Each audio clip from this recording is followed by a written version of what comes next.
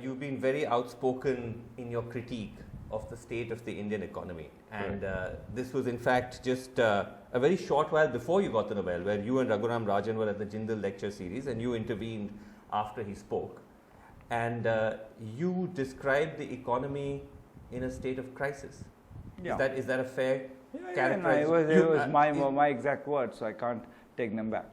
You stand by that the Indian economy is in a state of crisis? I think I said something like, you have to take seriously the idea that the economy is in a crisis.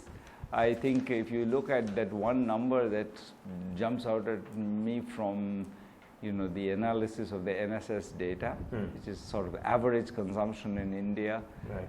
We are slightly lower today than it was in 2014-15. Right.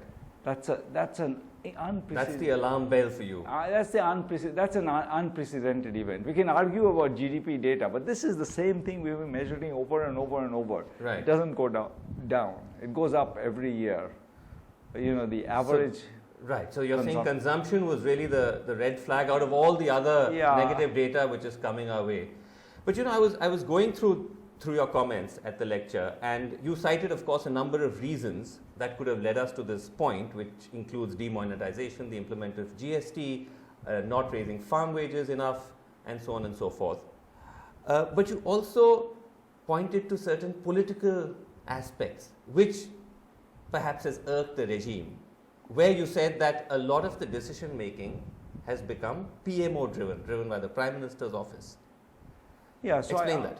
I think that whether or not the Prime Minister intends it, I think people in decision making, in places of decision making authority, seem to be looking over their shoulder and thinking, look, should I take this decision? There's a lot of, I think, my sense of just maybe fear of, if I make a mistake, do I get punished for it?